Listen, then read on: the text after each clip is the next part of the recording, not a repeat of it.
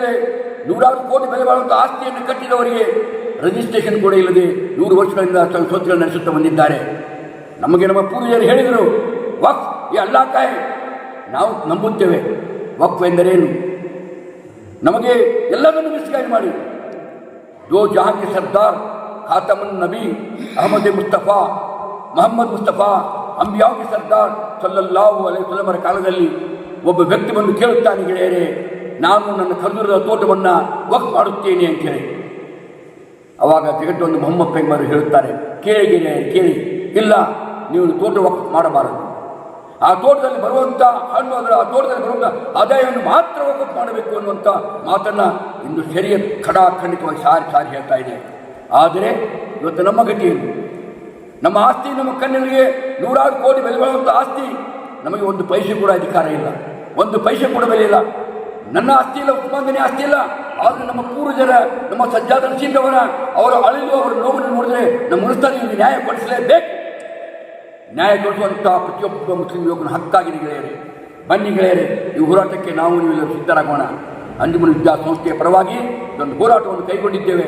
ನಾಳೆ ದಿನಾಂಕ 29 ನೂತನ ಮುಖ್ಯಮಂತ್ರಿಗಳಂತ ಸನ್ಮಾನ್ಯ ಶ್ರೀ ಡಿ ಕೆ ಶಿವಕುಮಾರ್ ಅವರಿಗೆ 50 ಜನರ ಒಂದು ನಿಯೋಗ ಅವರಿಗೆ ಮನವಿ ಪತ್ರವನ್ನು ಕೊಡ್ತಾ ಇದ್ದೇವೆ. ಮಾನ್ಯ ಮುಖ್ಯಮಂತ್ರಿಗಳು ಈ ರಾಜ್ಯದಲ್ಲಿ ಮುಸ್ಲಿಮರಿಗೆ 88.9 ಕೊಟ್ಟಂಥ ಮುಸ್ಲಿಮರ ಬೇಡಿಕೆಯನ್ನು ಈಡೇರಿಸುತ್ತಾರೆ ಎಂದು ನಂಬಿಕೆ ನಿಂತಿದ್ದೇವೆ. ನಮ್ಮ ಬೇಡಿಕೆ ಈಡೇರಿದ್ದರೆ ನಮ್ಮ ಹೋರಾಟ ಮುಂದುವರಿಯುತ್ತದೆ ಗೆಳೆಯರೇ. ತಾವೆಲ್ಲರೂ ಸರ್ಕಾರ ನೀಡುತ್ತೀರಿ ಅಂತ ನಂಬಿದ್ದೇನೆ. ವಾಕಿರು ದಾವನಾ ಅಲ್ಹಮ್ದುಲಿಲ್ಲಾಹಿ ರಬ್ಬಿಲ್ ಆಲಮೀನ್. ಅಸ್ಸಲಾಮು ಅಲೈಕುಂ ರಹಮತುಲ್ಲಾಹಿ ವ ಬರಕಾತುಹು. ಆದರಣೀಯ ಗೌರವಾನ್ವಿತ ಕರ್ನಾಟಕ ರಾಜ್ಯದ ಸರ್ವ ಮುಸ್ಲಿಂ ಬಾಂಧವರಿಗೆ ಈ ಮೂಲಕ ತಿಳಿಯಪಡಿಸುವುದೇನೆಂದರೆ, ಬಾಗಲಕೋಟೆ ಜಿಲ್ಲೆ ಇಲ್ಕಲ್ ತಾಲೂಕಿನಿಂದ ಅಂಜುಮನ್ ಇಸ್ಲಾಂ ಸಂಸ್ಥೆ ಇಲ್ಕಲ್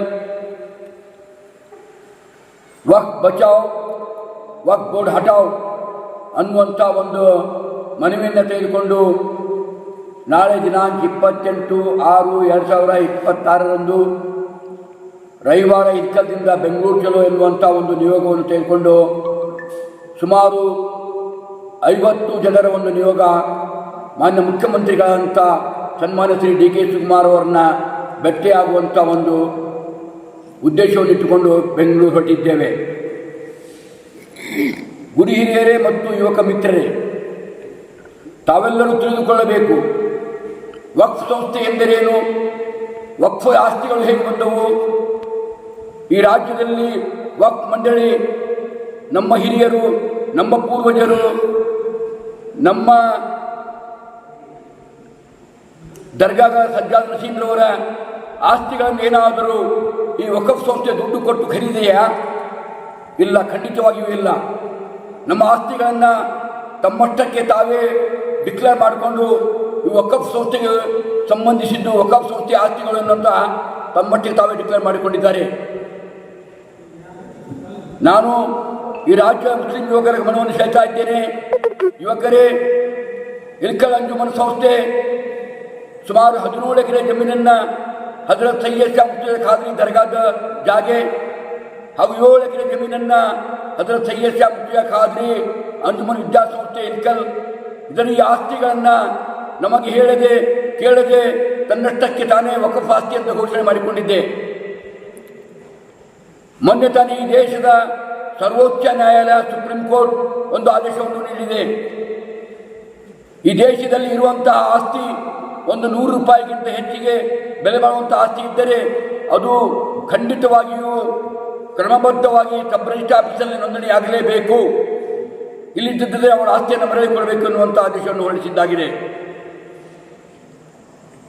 ಮುಸ್ಲಿಂ ಯುವಕರೇ, ಎದ್ದೇಳಿ, ನಮ್ಮ ಪೂರ್ವಜರ ಆಸ್ತಿಗಳು ಕೋಟಿ ಕೋಟಿ ಕೋಟಿಗಟ್ಟಲೆ ಬೆಲೆ ಬಾಳುವಂಥ ಆಸ್ತಿಗಳು ವಕ್ಫ್ ಸಂಸ್ಥೆ ತನ್ನದಾಗಿ ಮಾಡಿಕೊಂಡು ಕೂತಿದೆ. ಅದು ಯಾವ ರೀತಿಯಾಗಿ ದುರುಪಯೋಗ ಆಗ್ತಾ ಇದೆ ಅನ್ನೋದನ್ನು ನಿಮ್ಮೆಲ್ಲರಿಗೂ ಗೊತ್ತಿಲ್ಲ. ಯುವಕರೇ, ದೇಶದಲ್ಲಿ 100 ವರ್ಷಗಳಿಂದ ರಿಜಿಸ್ಟರ್ಡ್ ಮಾಡದೆ ಒಂದು ಪೈಸೆ ಕೂಡ ಸರ್ಕಾರಕ್ಕೆ ಟ್ಯಾಕ್ಸ್ ಕೊಡದೆ ಇವತ್ತು RSS ಎನ್ನುವಂಥ ಸಂಸ್ಥೆ ಈ ದೇಶದಲ್ಲಿ ನಡೆದು ಬರ್ತಾ ಇದೆ.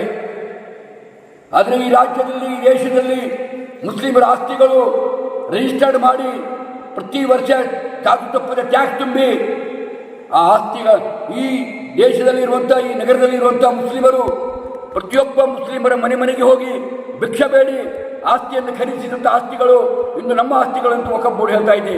ಇದು ಯಾವ ನ್ಯಾಯ ಕೇಳಿ ಗೆಳೆಯರೇ, ನಮ್ಮ ಸಂಬಂಧಿಕರು, ನಮ್ಮ ಪುರಾತನ ಹಿರಿಯರು, ನಮ್ಮ ಸಜ್ಜಾದ ಸಿಂಗಳು ಕಟ್ಟಿದಂಥ ಸಂಸ್ಥೆಗಳು ಕೋಟಿ ಕೋಟಿ ಕೋಟಿ ಬೆಳೆಗೆ ಬಾಳುವಂಥ ಆಸ್ತಿಗಳು ಇನ್ನು ವಕಫ್ ಬೋರ್ಡ್ ನನ್ನದಂತ ಹೇಳ್ಕೊಳ್ತಾ ಇದೆ. ಹೇಳಿದ್ದು ಯಾವ ನ್ಯಾಯ? ನೀವೆಲ್ಲರೂ ಯುವಕರು ಸುಮ್ಮನೆ ಕೂತಿದ್ದೀರಿ. ಇದರಿಂದ ಏನಾಗ್ತಾ ಇದೆ? ಈ ದೇಶದಲ್ಲಿ ಬಾಳುತ್ತಿರುವಂಥ ನಾವು 1ನೇ ದರ್ಜೆಯ ಶಾರಿಯಾಗಿ ಮತದಾನವನ್ನು ಹಾಕಿ ಅಧಿಕಾರಕ್ಕೆ ತಂದಿದ್ದಾಗಿದೆ. ಆದರೆ ಅದರಿಂದ ಸಿಗೋದಾದರೇನು? ಅದಕ್ಕಾಗಿ ನಾನು ನಿಮ್ಮೆಲ್ಲರ ಕರೆ ಕೊಡ್ತಾ ಇದ್ದೇನೆ. ನಾನು ಹೆಚ್ಚಿಗೆ ಹೇಳ ಬಯಸುವುದಿಲ್ಲ. ನಮ್ಮ ಹೋರಾಟ ವಕಫ್ ಬೇಕು, ಆದರೆ ವಕಫ್ ಬೋರ್ಡ್ ಬೇಡ ಅನ್ನುವಂಥ ಒಂದು ವಿಚಾರವನ್ನು ಹೇಳ್ತಾ ಇದ್ದೇವೆ. ಕೇಳಿ ಗೆಳೆಯರೇ, ವಕಫ್ ಬೋರ್ಡಿನಲ್ಲಿ ಆರಿಸಿ ಬರುವಂಥ ನಿರ್ದೇಶಕರು 5 ವರ್ಷಕ್ಕೆ, ಇಲ್ಕಲ್ ನಗರದ ಅಂಜುಮನ್ ಸಂಸ್ಥೆಯ ಆಡಳಿತ ಮಂಡಳಿಯ ಸದಸ್ಯರು ಆಯ್ಕೆಯಾಗುವುದು 3 ವರ್ಷಕ್ಕೆ. ನಾವು ನ್ಯಾಯದ ಬಗ್ಗೆ ಮಾತಾಡುತ್ತೇವೆ, ನಾವು ನ್ಯಾಚುರಲ್ ಜಸ್ಟಿಸ್ ಬಗ್ಗೆ ಮಾತಾಡುತ್ತೇವೆ. ಇದು ನ್ಯಾಯ ಎಲ್ಲಿ ನ್ಯಾಯ ಹೇಳಿ? ಆದರೆ ಈ ರಾಜ್ಯದಲ್ಲಿ ಇರುವಂಥ ವಕಫ್ ಬೋರ್ಡ್ನಲ್ಲಿ ಸಾವಿರಾರು ಜಗಳಗಳು, ಸಾವಿರಾರು ವಿವಾದಗಳು. ಬೋರ್ಡಿನಲ್ಲಿ ನ್ಯಾಯಾಲಯದ ಆದೇಶಕ್ಕೆ ಒಂದು ಪೈಸೆ ಕೂಡ ಬೆಲೆ ಇಲ್ಲ. ಅದನ್ನು ಓದಿ ತಿಳಿದುಕೊಳ್ಳುವಂಥ ಅಧಿಕಾರಿಗಳೇ ಇಲ್ಲ. ಬೋರ್ಡ್ ಮನಮಂದಂತೆ ನಾನೇ ಈ ಬೋರ್ಡಿನ ಮಾಲೀಕತ್ವ, ನಾನೇ ಇದರ ರಾಜ ಎನ್ನುವಂಥ ವರ್ತಿಸ್ತಾ ಇದೆ.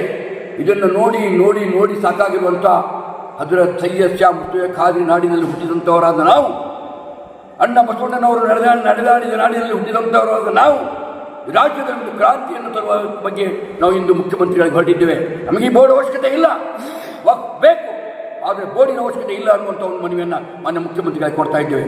ನೋಟಿಫಿಕೇಶನ್ ಆಗಲೇಬೇಕು. ಇದರಿಂದ ನೂರಾರು ಜನ, ಸಾವಿರಾರು ಜನ ಸಾವಿರಗಟ್ಟಲೆ ಬೆಲೆ ಮಾಡುವಂಥ ತಮ್ಮ ಆಸ್ತಿಯನ್ನು ಕಳೆದುಕೊಂಡು ನಡೆದಾಡಲಿಕ್ಕೆ ಒಂದು ಮೋಟರ್ ಸೈಕಲ್ ಕೂಡ ಇಲ್ಲ, ನಡೆದಾಡಲಿಕ್ಕೆ ಒಂದು ಕಾರ್ ಕೂಡ ಇಲ್ಲ. ಆ ರೀತಿ ನಮ್ಮ ದರ್ಗಾದ ಗುರುಗಳಾದ ಸಜ್ಜಾದ ಸಿದ್ದವರು ಅಡ್ಡಾಡ್ತಾ ಇದ್ದಾರೆ.